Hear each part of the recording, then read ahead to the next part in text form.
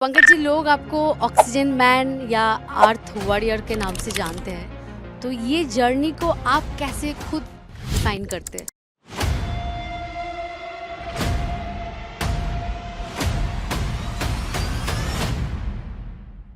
क्योंकि हमने किताबों में यमुना जी के बारे में पढ़ा था। जब दिल्ली में देखा तो लगा कि यमुना तो नाले से भी बदतर हो गई, तो हमें लगा कि कुछ करना चाहिए। तो वहाँ से उसी दिन से फिर यमुना के लिए हम लोगों ने काम करना स्टार्ट किया। नमस्कार, मैं हूँ इशिता और आप देख रहे हैं टीवी 9 भारतवर्ष। आज वर्ल्ड एनवायरनमेंट डे की मौके पर हमारे साथ है पंकज कुमार जी, जिन्हें लोग ऑक्सीजन मैन और अर्थ वॉरियर के नाम से जानते हैं। चलिए आज उनसे बात करते हैं और जानते हैं एनवायरनमेंट के हित पे उन्होंने कैसे काम करना शुरू किया है। पंकज जी, मेरा पहला क्वेश्चन आपको ये है कि ये जो इनिशिएटिव है जो आपने शुरू किया, तो ये कब से आपने शुरू किया है? देखिए, ये जो यमुना क्लीनिंग देखते हैं, यमुना के लिए काम करना, ये हमने 2019 में शुरू की थी। तो 7 साल के आसपास हो चुके हैं इस इनिशिएटिव को स्टार्ट हुए हुए। जी। क्या आप बस यमुना क्लीनिंग पे ही फ़ोकस करते हैं या फिर इसके अलावा भी कोई और भी नदियों को आपने साफ़ किया है? देखिए, यमुना क्लीनिंग जो होती है वो हमारा तो वीकली ड्राइव है जो कि संडे होता है। इसके अलावा जो है हम लोगों का मेन काम जो है वो वेस्ट वाटर ट्रीटमेंट जो होता है, एसटीपी, सीईटीपी, उसका इंस्पेक्शन है। उनको कवर करते हैं कि कितना अच्छा काम कर रही है या गलत काम कर रही है, तो उसके खिलाफ report, research. Pollution control board के जो रिपोर्ट्स आते हैं, मंथली रिपोर्ट्स आते हैं, चाहे वो दिल्ली के हो या दूसरे राज्यों के हो, उनका रिसर्च करना। उनके साथ साथ जो नाले हैं, ड्रेन्स जो मिक्स्ड हो रहे हैं, अगर ड्रेन्स में गंदे पानी है, उनको लेके जो है रिपोर्ट, रिसर्च और लेटर्स लिखने, उनके साथ साथ लीगली जो फाइट कर सकते हैं, ये सारे काम देखते हैं। जी। तो पंकज जी, लोग आपको ऑक्सीजन मैन या अर्थ वॉरियर के नाम से जानते हैं। तो ये जर्नी को आप कैसे खुद डिफ़ाइन करते हैं? अ, मुझे तो नहीं पता मैं इसको कैसे डिफ़ाइन करूँ। बस ये है कि ये जो नाम है काम की वजह से है, और जब तक ये काम है, ये नाम है, लोगों ने दिया है, लोगों का सम्मान है, और क्या कहें इसके लिए। जी। आपके लाइफ में वो मोमेंट कौन-सा था जहाँ पे आपको लगा कि एनवायरनमेंट के लिए काम करना एक हॉबी नहीं, मिशन होना चाहिए? देखिए, एनवायरनमेंट के लिए काम करना हॉबी नहीं, मिशन होना चाहिए, ये तो मुझे नहीं पता। बट मैंने जो स्टार्ट किया उसका कारण ये है कि देखिए, मैं बिहार से आता हूँ, और मैं जब यहाँ पे आया था तो यहाँ पे क्या था कि नवंबर दिसंबर के मंथ में स्कूल्स बंद हो जाती, अखबारों में छपता था, क्योंकि पोल्यूशन का लेवल बढ़ जाता था, तो स्कूल्स बंद होती थी।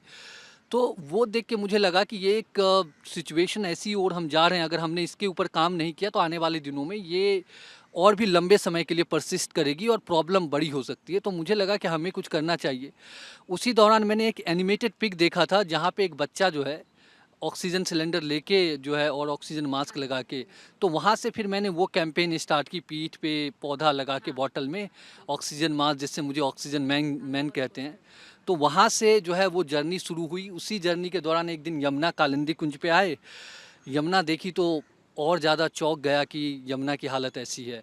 क्योंकि हमने किताबों में यमुना जी के बारे में पढ़ा था, और कृष्ण भगवान की यमुना तो ये था कि यमुना स्वच्छ होगी। बट जब दिल्ली में देखा तो लगा कि यमुना तो नाले से भी बदतर हो गई, तो हमें लगा कि कुछ करना चाहिए। तो वहाँ से उसी दिन से फिर यमुना के लिए हम लोगों ने काम करना स्टार्ट किया। जी।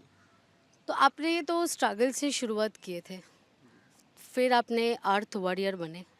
तो क्या आपको लगता है कि आपका ये स्ट्रगल अर्थ और सोसाइटी, एनवायरनमेंट, नेचर के लिए आपको ज़्यादा सेंसिटिव बना दिया?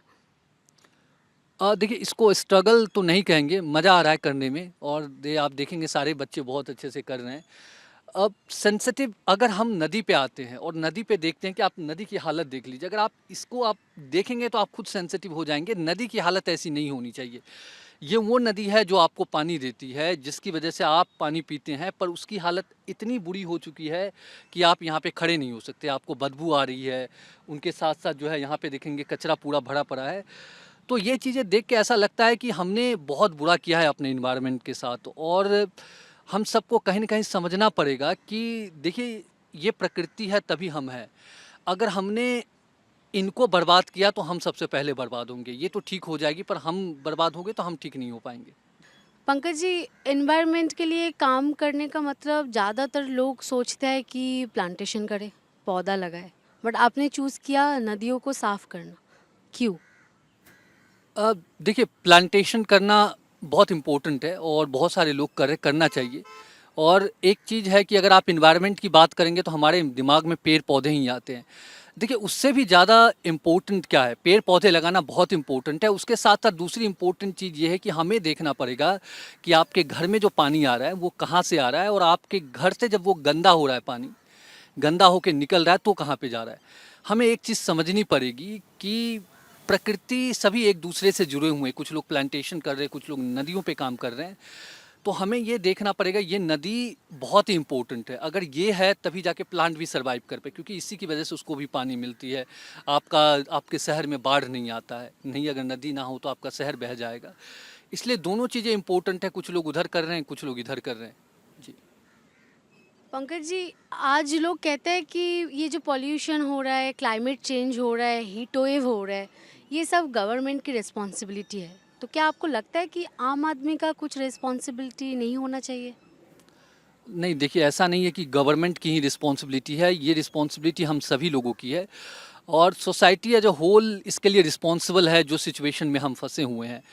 अब एक बात आप समझिए, हम सभी लोग जो है ना, अंधाधुंध जो है कपड़े खरीद रहे हैं, और उनके साथ साथ जो है जो भी चीज़ें आ रही वस्तुएं, यहाँ पे आप देखेंगे जो भी प्लास्टिक्स आपने अभी देखा, जो भी कपड़े आपने देखे, वो हमारे ही घरों से आ रहा है।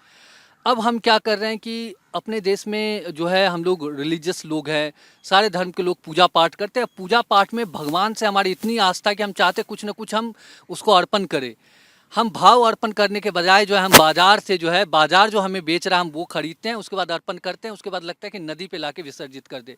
देखिए, आप पूजा कीजिए, अपनी श्रद्धा को फॉलो कीजिए, सब कुछ कीजिए, पर आप ये भी सोचिए, ये नदी भी आपके श्रद्धा का एक हिस्सा है।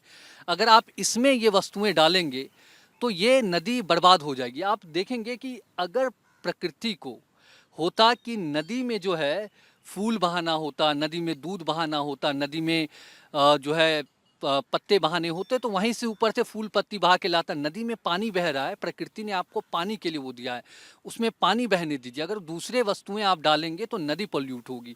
एक मैं सिंपल सा चीज़ समझाता हूँ। बहुत सारे लोगों को लगता है कि फूल जो है ऑर्गेनिक है, अगर हम वो नदी में डालेंगे तो नदी में पोल्यूशन नहीं होगा। आप एक बात समझिएगा, जैसे हम फूल डालते हैं नदी में, होता यह है कि फूल जो है नदी में जो मौजूद माइक्रो ऑर्गेनिजम्स है उनके लिए फूड है। जैसे आप फूल डालेंगे वो माइक्रो ऑर्गेनिजम्स आएंगे और वो उनको खाएंगे। जब उनको वो खाएंगे, जैसे जब उनको न्यूट्रिएंट मिलेगी तो उनकी संख्या ग्रो होती है। जब उनकी संख्या ग्रो होती है तो पानी में जो मौजूद डिजॉल्व ऑक्सीजन होता है वो उनको कंज्यूम करते हैं। जब डिजॉल्व ऑक्सीजन वो कंज्यूम करेंगे तो होगा ये, पानी में जो मौजूद डीओ है वो घटेगा और बायोलॉजिकल ऑक्सीजन डिमांड बढ़ेगी। अगर डीओ घटेगा तो होगा क्या, नदी का एक्वेटिक लाइफ है वो डिस्टर्ब होगी। और जो अगर पानी में ऑक्सीजन नहीं होगा, पानी में बीओडी हाई होगी, तो आप पानी आपके नहाने के लायक, पीने के लायक नहीं भी बचेगी। मैम, आप देखेंगे इस नदी को, आप देखिए, आपको लग रहा है कहीं से भी कि ये नदी है, आपको लगेगा कि हम किसी जो है गंदे नाले के पास खड़े हैं। और ये देश की एक प्रमुख नदी है, यमुना नदी। आप इसकी स्थिति देखिए, और यहाँ पे आप देखेंगे बहुत सारे जो है प्लास्टिक्स जो हैं, फूल हैं, अलग अलग जो है चीज़ें इसमें डंप की हुई है। एक जो हमारे दिमाग में एक जनरल परसेप्शन क्या है कि अगर हम नदी में फूल डालेंगे या दूध डालेंगे या कोई भी ऑर्गेनिक वेस्ट डालेंगे तो उससे जो है नदी में पोल्यूशन नहीं होगी। हमें एक चीज़ समझना होगा, नदी की जो बायोलॉजी है, होता यह है कि अगर नदी में आप फूल डाल रहे हैं तो फूल जो है नदी में जो मौजूद माइक्रो ऑर्गेनिजम्स है उनके लिए वो जो है खाने का काम है, उनके लिए वो फूड है। जैसे ही आपने नदी में फूल डाला तो नदी में जो मौजूद माइक्रो ऑर्गेनिजम्स है वो आएंगे और उनको जो है खाना स्टार्ट करेंगे, उनके लिए वो न्यूट्रिएंट है। जब माइक्रो ऑर्गेनिज्म को न्यूट्रिएंट मिलेंगे तो होगा क्या कि जो माइक्रो ऑर्गेनिजम्स है उनकी संख्या बढ़ेगी, उनकी संख्या बढ़ेगी, जो नदी में जो डिजॉल्व्ड ऑक्सीजन है होगा वो, कि नदी का डिजॉल्व ऑक्सीजन वो लेगी तो नदी का डीओ घटेगा और बायोलॉजिकल ऑक्सीजन डिमांड बढ़ेगा। अगर नदी का डीओ घटेगा, बीओडी बढ़ेगा, तो होगा ये कि नदी की जो जीव जंतु है, पौधे हैं, उनके लिए ऑक्सीजन कम होगी तो उनका जो है लाइफ डिस्टर्ब होगा। उनके साथ-साथ नदी में अगर डीओ नहीं होगा, बीओडी हाई होगी तो वो पानी जो है आपके ना तो नहाने के लायक होगा और ना ही आपके पीने के लायक होगा। तो हमें एक चीज़ समझना पड़ेगा, ये नदी जो आपको जीवन दे रही है, ये हज़ारों करोड़ों साल से आपको जीवन दे रही है, उसको बचाइए तभी जाके जीवन बचेगा। उनके साथ-साथ एक चीज़ और मैं बताना चाहूँगा, ये नदी देखेंगे ये पूरी तरीके से पॉल्यूटेड है, इसमें ऑक्सीजन नहीं है, पूरी गंदी है। अब इसमें अगर हम कुछ डालेंगे क्योंकि ये नदी गंदी है, तो होगा ये कि इसमें अगर आप फूल डालेंगे तो 2 तरीके के बैक्टीरिया होते हैं, डिकम्पोजिशन होता है, एक होता है एरोबिक, एक होता है एनारोबिक। अब जहाँ पे ऑक्सीजन नहीं होगा तो वहाँ पे क्या होगा, एनारोबिक डिकम्पोजिशन होगा। बैक्टीरिया आएँगे, बैक्टीरिया डिकम्पोज करेंगे एनारोबिक तरीके से, लंबा प्रोसेस होता है। और उस कंडीशन में क्या होता है, जब ऑक्सीजन नहीं है, गंदा है पानी, तो जो है ग्रीन हाउस गैसेस रिलीज होते हैं जिससे एयर पोल्यूशन भी बढ़ता है। तो आप जो है अगर नदी को गंदा करें, साफ नदी है तो नदी मरेगी, अगर गंदी नदी है तो नदी तो मरेगी, उसके साथ साथ आपका एयर भी पॉल्यूट होगा। और दूसरी सबसे बड़ी बात जो हम मिस्टेक करते हैं नदी के पोल्यूशन में, कि जब हम देखते हैं कि ड्रेन्स, तो हमें लगता है कि ड्रेन्स जो है वो गंदी ही होनी चाहिए। देखिए एक बात हमें समझनी पड़ेगी, मान लीजिए दिल्ली में अभी 22 ड्रेन्स है, बड़े ड्रेन जो यमुना में आके मिलती हैं। तो मानिए कि दिल्ली में आज बारिश हुई और बारिश का पानी नदी तक कैसे आएगा? अगर बारिश का पानी दिल्ली में ही रहेगा तो जल भराव हो जाएगा, जगह जगह आपको जल भराव मिलेगा। तो ड्रेन्स का प्रॉपर काम होता है, जो मेन पर्पस है वो है कि नदी जो है शहर में जो बारिश हो या बाढ़ आए या सरफेस वाटर है उसको जो है शहर से लेके नदी तक लाने की, ये काम है ड्रेन का। ड्रेन में साफ पानी बहना चाहिए, पर आप देखेंगे कोई भी ड्रेन चले जाए अपने देश में, ज़्यादातर ड्रेन आपको गंदी दिखेगी। कारण यह है कि हमें ये लगता है कि ड्रेन का मतलब है गंदा पानी बहने वाला एक चैनल, जो कि बहुत ही गलत तरीके से हम ड्रेन को परसेप्ट कर रहे हैं। आप अगर वाटर एक्ट भी देखेंगे या जितने भी हमारी पॉलिसी है, स्वच्छ भारत 1, स्वच्छ भारत मिशन 2, तो सभी में यह है कि ड्रेन में सिर्फ और सिर्फ जो है बारिश का पानी और ट्रीटेड वेस्ट वाटर बहना चाहिए। पर अब यहाँ पे एक सवाल आता है कि गंदा जो पानी है हमारे घर का, जैसे सीवेज है या इंडस्ट्रियल वेस्ट है, वो कहाँ जाए? तो है क्या कि पॉलिसी क्या है, जो सीवेज है वो क्लोज चैनल से एसटीपी पे जाएगा, ट्रीट होने के बाद उसको जो है फिर ड्रेन में या नदी में डालना चाहिए। वैसा ही इंडस्ट्रियल वेस्ट भी है कि जो है क्लोज चैनल से सीईटीपी या ईटीपी पे जाएगा, वहाँ से ट्रीट होके फिर ड्रेन में जाएगा, फिर नदी में आएगा। तो हमें एक चीज़ समझना होगा, अगर आप प्रकृति को बचाना चाहते हैं, आप नदी को बचाना चाहते हैं, आपको हम सबको देखना पड़ेगा हमारे घर के पास से जो नाला गुजर रहा है, ड्रेन गुजर रहा है, छोटी नाली गुजर रही है, क्या हम उसमें कचरा डाल रहे हैं? अगर आप उसमें भी कचरा डाल रहे हैं तो आपकी नदी गंदी हो, क्योंकि वो कहीं ना कहीं आके नदी में ही मिलेगी। उसका काम है आपके शहर में जो बारिश का पानी आए उसको शहर से बाहर नदी तक लाने की। उसका काम ये नहीं कि आपके गंदगी को लाने की। अगर आप गंदगी डालेंगे उसमें तो ये गंदा गंदा नाला ही बनेगा। और हम अपने देश की सारी नदियों को जो है प्लेन में देखेंगे, सारी नदियां जो है नाले में तब्दील हो रही है। और अगर हम आज नहीं जागे तो आने वाले समय में ये बहुत ही भयावह होने वाला है। पीने के लिए पानी नहीं मिलेगा और अभी ही जल संकट की ओर हम जा रहे हैं। जी। पंकज जी, रिसेंटली हमने देखा कि बहुत सारी इनिशिएटिव, बहुत सारी स्कीम सरकार की तरह शुरू किया है, बहुत सारे पैसा उन्होंने इन्वेस्ट किया यमुना को साफ करने के लिए। तो क्या लगता है उसमें कुछ डिफरेंस आया है? जी, अगर हम देखें सरकार का अगर मंशा देखें तो पॉजिटिव है। वो जैसे है कि डिसिल्टिंग बहुत दिनों बाद हुआ है दिल्ली में नालों की, उनके साथ-साथ जो है इनिशिएटिव ले रही है, जो कि बहुत पॉजिटिव साइन है। उनके साथ-साथ जो है ना, हमें बस सरकार को एक चीज़ ध्यान में रखना होगा कि ये जो काम है वो हमें बहुत ही सोच समझ के करना होगा। बात ये है कि एक है कि हम इंफ्रास्ट्रक्चर बनाने के ऊपर अंधाधुंध जो है पैसा खर्च कर रहे हैं। अब हमें ये देखना होगा इंफ्रास्ट्रक्चर कहाँ बनाना है। मान लीजिए कि अभी हम लोग कालिंदी कुंज पे हैं। अब कालिंदी कुंज पे जो है 10 एमएलडी सीवेज जनरेट हो रहा है, तो हम कोशिश करेंगे कालिंदी कुंज पे 10 से 12 एमएलडी का सीवेज ट्रीटमेंट प्लांट लगाएं। पर अगर हम कालिंदी कुंज पे 10 के बदले हम 50 एमएलडी का सीवेज ट्रीटमेंट प्लांट लगाएंगे, होगा ये कि हमारा जो है ना कि बहुत ज़्यादा ट्रीटमेंट कैपेसिटी से लगा दिया और जो है वेस्ट जा रहा है मनी को, और कहीं पे सीवेज जनरेट हो रहा है तो जो है वहाँ पे जो है ट्रीटमेंट प्लांट ही नहीं है। ऐसा दिल्ली में अभी भी जो जितने 814 एमजीडी जो है सीवेज ट्रीटमेंट कैपेसिटी है, 814 एमजीडी कैपेसिटी है सीवेज की, पर आप देखेंगे तो 700 एमजीडी भी ट्रीट नहीं कर पा रही। तो हो ये रहा है कि बहुत सारे सीवेज ट्रीटमेंट प्लांट में, जैसे कोरोनेशन पिलर है, 70 एमजीडी की सीवेज ट्रीटमेंट प्लांट है, वहाँ पे जाती 50 एमजीडी है। कारण ये है कि जितनी कैपेसिटी है उससे ज़्यादा वो बिल्ड कर लिया है। तो हमें ये भी देखना पड़ेगा कि हमें इंफ्रास्ट्रक्चर वहाँ पे बिल्ड करना है जहाँ पे सीवेज है और कितना सीवेज है। पहले एक चीज़ सरकार को असर्टेन करनी पड़ेगी कि हमारे दिल्ली एनसीआर में कितना वेस्ट वाटर हम जनरेट कर रहे हैं, हाउस होल्ड वेस्ट वाटर, उसके अकॉर्डिंग एरिया वाइज हमें waste water treatment plant design करनी चाहिए और उनको जो है फिर बनवाना चाहिए ताकि हम जो है प्रॉपरली उसको ट्रीट कर पाए। अगर कहीं भी हम एसटीपी बनाने लगेंगे तो उससे होगा ये कि एसटीपी तो हम बना लेंगे, हम 1400-1500 एमजीडी कैपेसिटी तो पहुंचा देंगे, पर ट्रीट सीवेज नहीं होगा। तो हमें देखना पड़ेगा कि हम वहाँ पे एसटीपी निर्माण करें जहाँ पे ज़रूरत है, ना कि वहाँ पे जहाँ पे ऑलरेडी है हमने बना लिया क्योंकि जगह खाली है। तो ये चीज़ों से थोड़ा सा बचना पड़ेगा। हम देख रहे हैं कि कुछ प्रोजेक्ट ऐसे है जो कि वेस्ट ऑफ मनी है, पर सरकार का जो इंटेंशन है, सरकार का जो एफर्ट है, पॉजिटिव डायरेक्शन में है और बेहतर होगा यमुना आने वाले दिनों में। जी। यमुना का पहला स्थिति और अभी की स्थिति, इसमें क्या अंतर है? पहला स्थिति मतलब एकदम बिल्कुल पहले की बात कर रही हूँ मैं। तो इसमें बहुत अंतर है, तो ये क्यों है? पहले कितने पहले की आप बात कर रहे हैं? मतलब जब ये पॉल्यूशन इतना था नहीं, जब यमुना एकदम साफ सच था, तो देखिए, अगर उतना पहले कैसा था ये तो मुझे नहीं पता, बट रिपोर्ट्स वगैरह देखेंगे तो 1993 में यमुना एक्शन प्लान आई थी। आज से 30 साल से ज़्यादा हो चुके हैं उसके आए हुए, 34 ईयर्स अप्रॉक्सीमेटली। तो 34 ईयर्स पहले यमुना साफ थी, गंदा होना स्टार्ट हुआ जैसे जैसे, क्योंकि देखिए पॉपुलेशन भी बढ़ रही है, सेटलमेंट आया। तो पहले लोग बताते हैं, जिससे हम जब मिलते हैं बात करते हैं, कि 20 साल 15 साल पहले लोग नहाते थे और पानी लेके भी जाते थे, पीने के लायक लोग पानी पीते थे क्योंकि यमुना स्वच्छ थी। बट अब स्थिति ऐसी हो गई है, वजीराबाद के डाउन स्ट्रीम आप यमुना का जल किसी प्रकार से उपयोग में नहीं ला सकते। वो इतना ही ज़्यादा गंदा हो चुका है, इतना पोल्यूटेड हो चुका है। वजीराबाद के डाउन स्ट्रीम यमुना नहीं बहती है, सिर्फ और सिर्फ दिल्ली एनसीआर का वेस्ट वाटर बहता है, वो सीवेज बहता है, इंडस्ट्रियल वेस्ट बहता है और कुछ नहीं बहता। वजीराबाद के अप स्ट्रीम पे थोड़ी यमुना ठीक ठाक है, जहाँ पे आप देख सकते हैं, देखने में अच्छी है, वहाँ भी नहाने के लायक नहीं है क्योंकि वहाँ भी जो पैरामीटर्स है एनजीटी की कि 3 एमजी पर लीटर या उससे नीचे होनी चाहिए बीओडी, वहाँ भी उससे ज़्यादा पोल्यूशन है। जी। पंकज जी, हम हर साल एनवायरनमेंट डे सेलिब्रेशन करते हैं, हर साल एनवायरनमेंट डे मनाते हैं, but climate change, heat wave ये बढ़ रहा है। तो क्या हम बस सेलिब्रेशन कर रहे हैं, सोल्यूशन नहीं? अब देखिए, सेलिब्रेशन कर रहे हैं, अच्छी बात है कि आप इन्वायरमेंट डे सेलिब्रेट कर रहे हैं, आप इन्वायरमेंट के लिए सेंसिटिव हो रहे हैं। उनके साथ साथ हमें देखना होगा कि इन्वायरमेंट को हार्म क्या कर रहा है।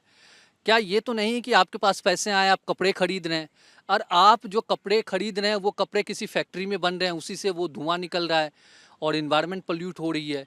आप जो कपड़े खरीद रहे हैं उनके लिए जो कॉटन उपजाया जा रहा है, उनकी वजह से पानी वेस्ट हो रहा है। तो हमें देखना होगा कि देखिए, अब पृथ्वी उस स्थिति में आ चुकी है कि अब आपको ज़रूरत के हिसाब से जीना पड़ेगा। अब आप शौक के लिए नहीं जी सकते। शौक के लिए अगर आप जीना हम स्टार्ट करेंगे तो बहुत मुश्किल है पृथ्वी को सरवाइव करना। आप एक चीज़ समझिएगा कि मानिए कि आप मुझे एक डंडा मार रहे हैं, तो एक डंडा मुझे मारेंगे तो हो सकता है कि मैं फिर से उठ के काम करने लगूँ। 2 डंडे मारेंगे, डेली 2 डंडे मार रहे हैं तो भी मैं उठ के काम करने लगूँ। 5 डंडे मारेंगे तो भी मैं, हो सकता है कि चलो फिर से मैं उठ के काम करने लगूँगा। बट ऐसा है कि आप मुझे डंडे पे डंडे मारे जा रहे हैं और सोच रहे हैं कि मैं रिवाइव भी कर लूँ, मैं काम भी कर लूँ, कैसे ये पॉसिबल है? तो यही पृथ्वी के साथ हो रहा है कि हम उपभोग किए जा रहे हैं। पृथ्वी को रिजुवनेट करने के लिए, उनको जो है अपने आप को रिवर्टलाइज करने के लिए जो है टाइम नहीं दे रहे। तो हो ये रहा है कि पृथ्वी से सिर्फ और सिर्फ हम दोहन करके पृथ्वी के जो हमारे पास रिसोर्सेस है वो ख़त्म कर दे। तो हमें थोड़ा टाइम देना होगा अर्थ को कि आप दीजिए, ताकि वो चीज़ें जो आपने उससे ली है उसको वो बेहतर तरीके से फिर से संचय कर पाए। संचय नहीं कर पा रहे, बस हम उपभोग करके बर्बाद कर रहे हैं चीज़ों को। तो यहाँ पे हमें ध्यान देना होगा। इन्वायरमेंट डे की शुरुआत हमें अपने घर से करनी होगी। देखना होगा कि हम कितना कम कंज्यूम कर रहे हैं। आपका कंजम्पशन जो है सबसे बड़ा कारण है इन्वायरमेंट के पोल्यूशन का। चाहे हम चप्पल खरीदें, जूते खरीदें, या हम क्या कहते हैं, कपड़े खरीदें, या जो भी हम घूमने जा रहे हैं बाहर, आपका हर एक एक्शन कहीं ना कहीं इन्वायरमेंट को बर्बाद कर रहा है। आपका जितना लिमिटेड एक्शन होगा, जितना लिमिटेड उपभोग होगा, इन्वायरमेंट के लिए उतना अच्छा है। जी। पंकज जी, क्या पेड़ लगाना सबसे ज़रूरी चीज़ है, या जो भी पेड़ अभी बचे हैं उसको बचाना सबसे बड़ी चीज़ है, सबसे ज़रूरी चीज़ है? देखिए जो हमारे पास जंगल है उनको बचाना बहुत इम्पोर्टेंट है, क्योंकि देखिए वो ऑलरेडी जो है आपके इकोसिस्टम का एक हिस्सा है। और वो बचेंगे तभी जाके ये सारी चीज़ें बचेंगी। और उनके साथ साथ दूसरी चीज़ है कि जो पेड़ नए लगा रहे हैं, नए भी पेड़ लगाइए, पर जो पुराने हैं उसको मत काटिए। अगर पुराने पेड़ काट के आप नए लगा रहे हैं तो फिर तो आप नुकसान ही कर रहे हैं इन्वायरमेंट का। और हम देखिए ये बर्ड्स, आप देखिए ये जो मैना यहाँ पे हैं बैठी हुई, अब ये बेचारी ये गंदा पानी पीने के लिए मजबूर है। अब यहाँ पे देखेंगे आपकी, अब इसका इसमें क्या दोष है? ये पृथ्वी इनके लिए भी थी, बट हमने इनको बर्बाद कर दिया। तो हमें देखना होगा कि ये जंगल, इन पशु पंछी पौध, आपने हमने घर तो बना लिया, इनका वही घर है, वही जंगल, तो उसको काटिए मत।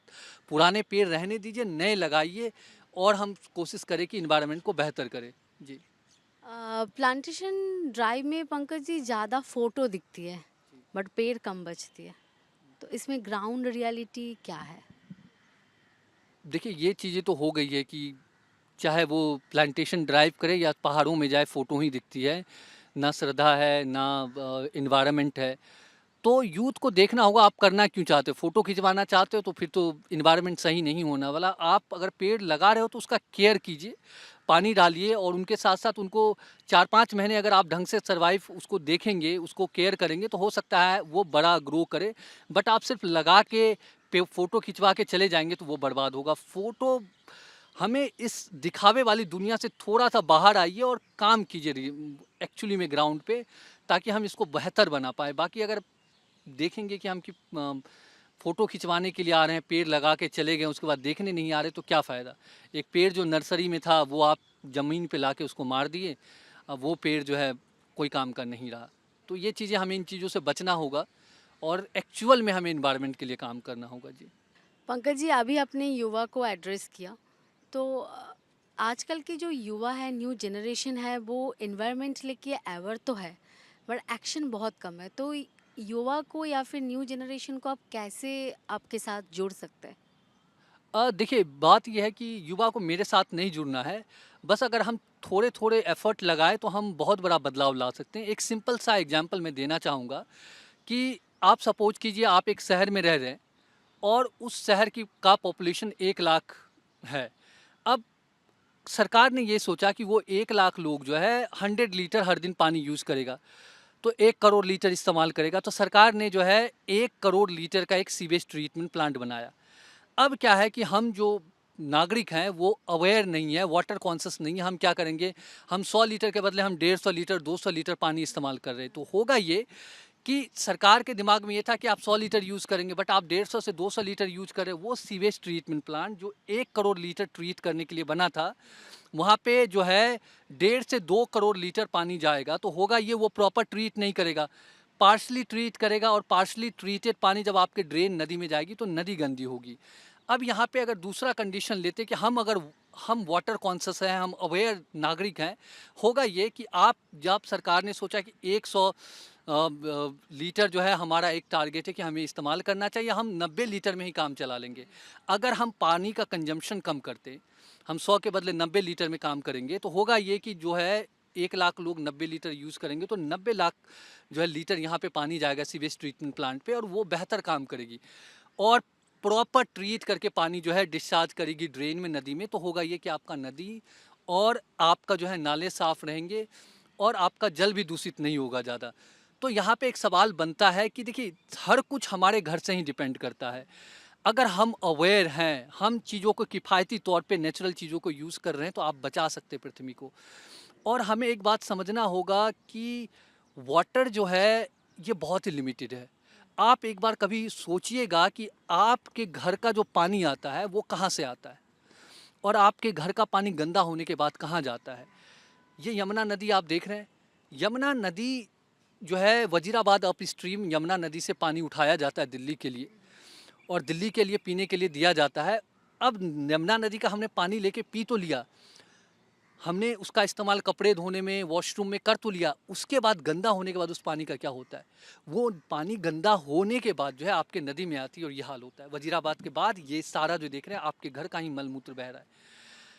तो एक तो है कि गवर्नमेंट को थोड़ा इसमें अवेयर होने का, उनके साथ-साथ नागरिक की भी ज़िम्मेदारी बनती है कि हम जितना कम से कम पानी ज इस्तेमाल करेंगे, उतना ही कम जो है वाटर जो है पॉल्यूट होगा, उतना ही कम जो है हम सीवेज जनरेट करेंगे, तो गवर्नमेंट को उतने कम प्लांट बनाने पड़ेंगे। हमारे हमारे पास इतने ज़्यादा हम इकोनॉमिकली अभी डेवलप नहीं हुए हैं कि हर एक शहर में सैकड़ों एसटीपी बना दें। तो हमें एक चीज़ देखना होगी, हमें हमारे जो हमारी कैपेसिटी है उसके अकॉर्डिंग हम काम करें, समझ-बूझ के सरकार की पॉलिसी के अकॉर्डिंग काम करें, तो हो सकता है कि हम बेहतर बना पाएँ समाज को, बट युवाओं को और नागरिक को इसके लिए जागरूक होना होगा। जी। पंकज जी, शहरों में अभी कंक्रीट का जंगल बन गया, तो क्या आपको लगता है कि आने वाले टाइम में क्लीन एयर एक लग्जरी बन सकता है? अब देखिए, क्लीन एयर तो अभी लग्जरी बन गया है कि अभी जो है एक्यूआई विंटर में जो है 400, 500, 600 होती है, समर में भी 200 के आसपास है, तो एक्यूआई इतनी हाई है, तो जो है एयर तो लग्जरी बन ही गया है, वाटर तो लग्जरी है ही। क्योंकि आप देखेंगे दिल्ली में हर घर में वाट आरओ लगा हुआ है। आरओ क्यों लगाना पड़ रहा है? क्योंकि हम जो है हमें जो पानी मिल रहा है पीने के लिए, हम उस पे ट्रस्ट ही नहीं करते हैं। तो हमें समझना पड़ेगा कि हम इन मार्केट वाली जो चीज़ें आ रही है उन पे कब तक जाएँगे? और हमें देखना पड़ेगा कि हम रियली में कैसे बचाएँ इनको, जो आने वाली जो जनरेशन है। आज आप जो है 500 एक्यूआई में रह रहे हैं। अगर हमने अभी सिचुएशन को बेहतर नहीं किया, आने वाली जनरेशन के लिए 1000 एक्यूआई नॉर्मल बात हो जाएगी। हमारे लिए आज 400-500 नॉर्मल है, जो कि नॉर्मल नहीं होना चाहिए। नॉर्मल इसलिए हो गया कि हमें फ़र्क ही नहीं पड़ रहा है। आपको गंदा पानी आ रहा है, जो जल बोर्ड से पानी आ रहा है उसमें देख रहे हैं कि पानी मटमैला है, पर कह रहे हैं कि ऐसा ही आ रहा है, क्या करें? ये ऐसा इसलिए आ रहा है कि आप अवेयर नहीं हैं, आप सवाल नहीं कर पाए। आप भी गंदगी में उतने ही ज़िम्मेदार हैं जितनी जो है गवर्नमेंट की एजेंसी ज़िम्मेदार है। तो हमें ये देखना होगा कि आप तो झेल रहे हैं, आप आने वाले बच्चे को भी इससे बहुत ही खतरनाक सिचुएशन में छोड़ के जाएँगे। जी। पंकज जी, क्या डेवलपमेंट एंड एनवायरनमेंट साथ-साथ चल सकता है? कैसे चल सकता है? देखिए, बिल्कुल डेवलपमेंट एंड एनवायरनमेंट साथ-साथ चल सकता है। उनके लिए हमें जो है सेंसिटिव होना होगा, और हमारे जो कार्य है, जैसे आप देखिए कि हम लोग कल गए थे पप्पन कलान एसटीपी, वहाँ पे एसटीपी ट्रीट कर रही थी, बहुत अच्छा क्रिस्टल क्लियर पानी बना रही थी, बट उसका स्लज उसमें मिक्स होके फिर से ड्रेन में जा रहा था। अगर वहीं पे अगर वो पानी भी ट्रीट हो रहा था, स्लज भी प्रॉपर मैनेज हो जाए, तो प्रॉब्लम ही नहीं थी।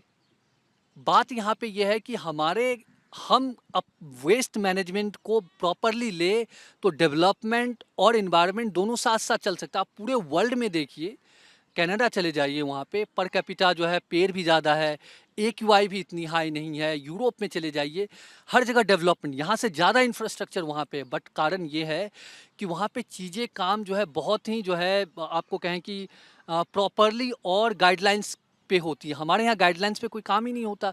हमारे यहाँ गाइडलाइंस है कि ड्रेन में गंदा पानी नहीं जाएगा, पर एक भी ड्रेन आपको नहीं मिलेंगे जिसमें गंदा पानी ना हो।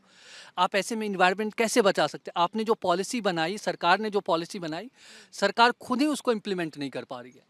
तो गवर्नमेंट को चाहिए कि जो पॉलिसी बनाए गए हैं, अगर हम एनवायरनमेंट को और डेवलपमेंट को साथ में लेके जाना चाहते हैं, उसको प्रॉपरली जो है आप इम्प्लीमेंट करें जहाँ फेल हो रहे हैं। आप देखेंगे कंस्ट्रक्शन बहुत होता है, सीएनडी वेस्ट बहुत ज़्यादा निकलते, बट सीएनडी वेस्ट का करे क्या? सीएनडी वेस्ट के लिए आपने पॉलिसी बनाई कि सीएनडी वेस्ट को हम जो है फिर से रीयूज़ करेंगे।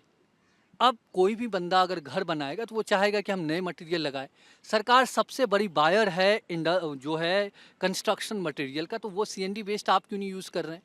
आप पब्लिक पे क्यों थोप रहे हैं सब कुछ? सरकार को खुद से एग्जाम्पल सेट करना होगा कि आपके रोड पेवमेंट जो है हम जो है जो डिग्रेडेड मटेरियल है, जो वेस्ट मटेरियल है उससे बना रहे हैं।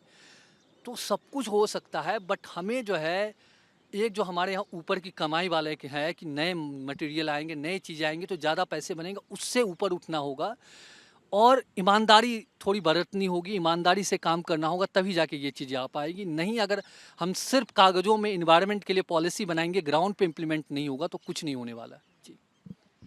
लोग अभी एसी यूज़ कर रहे हैं, कार चला रहे हैं, प्लास्टिक भी यूज़ कर रहे हैं और उसके साथ-साथ क्लाइमेट चेंज, हीट वेव के लिए शिकायत भी कर रहे हैं।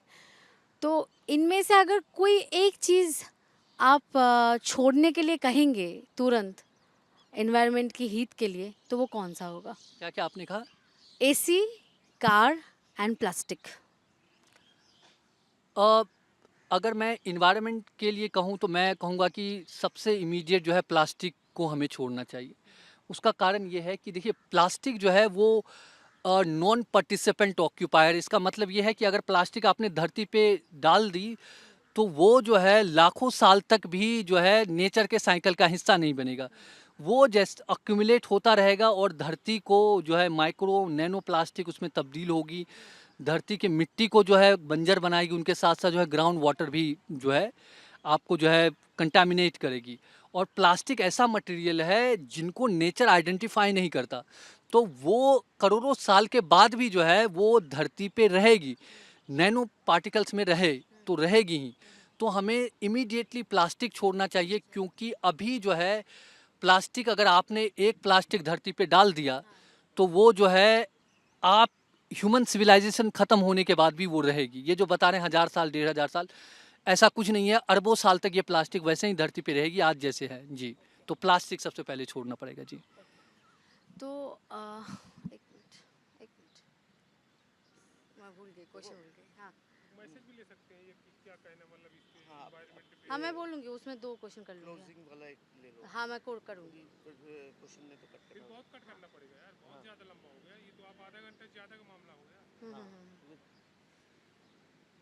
फिर ये सोचो कि कौन सा वाला कट करें कि अच्छा बाद में जब हो जाएगा ना, अभी इन्होंने बीच में बात किया था मैना ये हाँ, मैं हाँ, अब देख बस लेंगे, 3 वो क्वेश्चन मैं करूँगी और ठीक है, पंछियों को मैं क्लोजअप करवा ले लो। देती हाँ, हूँ। वो देख लेंगे। हाँ, हाँ वो आपने ग्राउंड पर काम किया है, तो क्या आपको लगता है कि सिस्टम से सपोर्ट मिलना ज़्यादा मुश्किल बात है या फिर लोगों से सपोर्ट मिलना?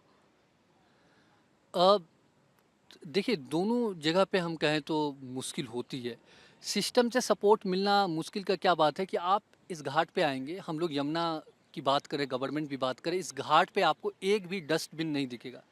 हमने लेटर भी लिखा है बाकायदा चीफ मिनिस्टर को, एलजी साहब को, डीडीए को, दिल्ली जल बोर्ड, सीपीसीबी को लेटर लिखा, रिमाइंडर भी भेजा, फिर भी यहाँ पे अभी तक एक भी डस्टबिन नहीं है। हमने बोर्ड लगाने के लिए भी भेजा कि आप बोर्ड लगाएं, कम से कम लोगों को एक इन्फॉर्मेटिव और एक इमोशनल बोर्ड कि नदी में कोई कचरा ना डाले, नदी में कचरा डालने से क्या नुकसान होगा, ये बोर्ड भी हमने डिमांड की। हमने ये भी डिमांड की आप एक गार्ड रखें ताकि लोग यहाँ पे वेस्ट ना डालें। तो इसमें से किसी भी जो है चीज़ों पे सरकार ने कोई संज्ञान नहीं लिया और ऐसे ही है। पब्लिक का ये है कि पब्लिक जो है समझ रही है और पब्लिक को समझाना ज़्यादा आसान है, और कुछ पब्लिक है एडमेंट होते हैं, लड़ जाते हैं, बट कुछ समझ जाते हैं। पर हम बात कहें तो दोनों तरीके से कहें तो निराशा तो लगती है कि लोग नहीं समझते हैं। आपकी नदी है, आपको हम बोल रहे हैं कि इस पे ये मत डालिए, पर आप जो है हमारी बात नहीं सुनते हैं। आप आस्था में इतने बेवकूफ़ हो गए हैं कि जो है उस आस्था के नाम पे कुछ भी बर्बादी करना चाह रहे हैं जी। आज वर्ल्ड एनवायरनमेंट डे पे अगर एक क्लियर कट मैसेज आप देना चाहेंगे न्यू जनरेशन को या लोगों को, तो वो क्या होगा? देखिए मैसेज यही है कि वर्ल्ड इन्वायरमेंट डे हम सब सेलिब्रेट कर रहे हैं, और हम सबको सेलिब्रेट करना भी चाहिए। और ये इन्वायरमेंट की वजह से ही हम सब इस धरती पे हैं, और ये धरती जो है हमारे लिए बहुत इम्पोर्टेंट है, और एक ऐसा प्लानेट है जहाँ पे ह्यूमन एग्जिस्ट कर रहा है। तो हम सबको एक चीज़ देखना होगा, इस वर्ल्ड इन्वायरमेंट डे के दिन एक प्लेज ले कि इन्वायरमेंट की शुरुआत हमारे घर से होती है। सुबह जब आप उठते हैं तो आप जो ब्रश करते हैं तो आप देखें कि आप पानी जो इस्तेमाल कर रहे हैं, ऐसा तो नहीं है आप नल का खोल के पानी बह रहा है और आप ब्रश कर रहे हैं, इससे बचे। आप नहा रहे हैं तो बकेट भर के नहाएं, पानी कम वेस्ट करें। उनके साथ साथ जो आप मटेरियल यूज कर रहे हैं, अभी क्या है कि प्लास्टिक बहुत सारे आ रहे हैं, तो ना चाहते हुए आप प्लास्टिक ला रहे हैं, तो उसको कोशिश करें कि प्लास्टिक के वेस्ट को अलग रखें, उसको अलग तरीके से दे जो है म्युनिसिपल कॉरपोरेशन को, ताकि वो रिसाइकल और जो भी उनका अलग प्रोसेस है वो करे। कोशिश करें कि प्लास्टिक यूज ना करें। एग्रीकल्चरल वेस्ट जो है या जो आपका ऑर्गेनिक वेस्ट है उसको अलग रखें, उनको पशु को खिलाएं या कंपोस्ट वगैरह बनाएं। उनके साथ साथ दूसरी चीज़ें हमें देखना चाहिए कि बहुत आसान है आज की डेट में गाड़ी खरीद लेना, कार ले लेना, बट ऐसा है कि हमें कोशिश करनी चाहिए। देखिए ये चीज़ें जो है ना कार्बन फुटप्रिंट बढ़ाता है।